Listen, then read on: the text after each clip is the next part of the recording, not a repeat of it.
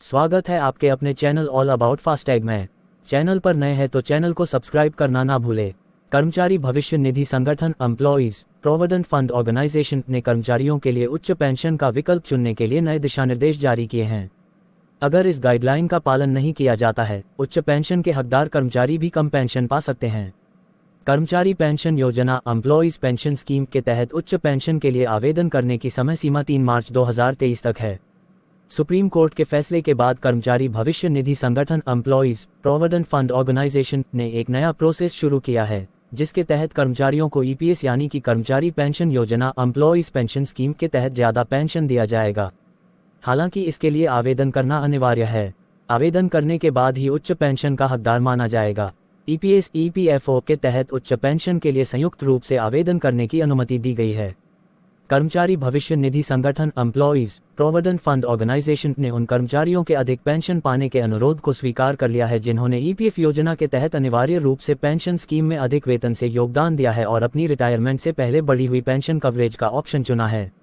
EPFO ने कहा कि जिन कर्मचारियों ने 5,000 रुपये या 6,500 रुपये की तत्कालीन वेतन सीमा से अधिक वेतन में योगदान दिया था और जिन कर्मचारियों ने कर्मचारी पेंशन योजना एम्प्लॉइज पेंशन स्कीम -95 के सदस्य होने के दौरान संशोधित योजना के साथ ईपीएस के तहत ऑप्शन चुना था, वह हाई पेंशन कवरेज के लिए पात्र हैं।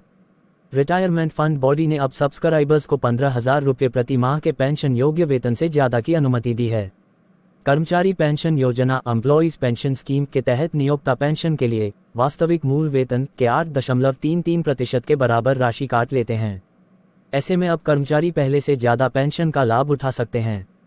कर्मचारी भविष्य निधि संगठन एम्प्लॉइज प्रोविडेंट फंड ऑर्गेनाइजेशन बता दें कि 22 अगस्त 2014 के ईपीएस संशोधन ने पेंशन योग्य वेतन कैप को 6,500 रुपये प्रति माह से बढ़ाकर 15,000 रुपये प्रति माह कर दिया था और सदस्यों को उनके नियोक्ताओं के साथ उनके वास्तविक वेतन का 8.33% योगदान करने की अनुमति दी थी।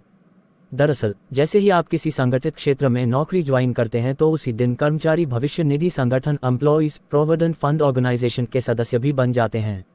सरकारी आंकड़े के मुताबिक प्रति कर्मचारी अपनी बेसिक सैलरी का 12% हिस्सा ईपीएफओ को देता है। नियमानुसार 12% ही पैसा आपके संस्थान की ओर से भी पीएफ खाते में जमा किया जाता है। इसी में एक हिस्सा कर्मचारी पेंशन योजना एम्प्लॉइज पेंशन स्कीम 1.33 का भी होता है, जिसका योग्य वेतन सिर्फ 15,000 रुपये ही रखा गया है, जिसकी वजह से कर्मचारियों की पेंशन में इजाफा नहीं हो पा रहा है। आपको बता दें कि जब आप सेवाएं समाप्त करने के बाद रिटायर होते हैं कर्मचारी पेंशन योजना एम्प्लॉइज पेंशन स्कीम, तो पेंशन की गणना 15,000 रुपये के वेतन से की जाती है, यानी 15,000 रुपये 8.33% लगभग 1,250 रुपये होता है। एक्सपर्ट के मुताबिक इस हिसाब से एक कर्मचारी रिटायर होने के बाद अधिकतम पेंशन सिर्फ 7,500 रुपये ही पा सकता है। इस 15,000 वाली लिमिट को ही बढ़ाने की बात चल रही है। कर्मचारी भविष्य निधि संगठन एम्प्लॉइज प्रोविडेंट फंड ऑर्गेनाइजेशन, यदि ये लिमिट खत्म होती है तो निश्चित रूप से कर्मचारियों की मंथली पेंशन दोगुनी तक हो सकती है। दोबारा मुलाकात होगी ऐसे ही किसी नए अपडेट के साथ।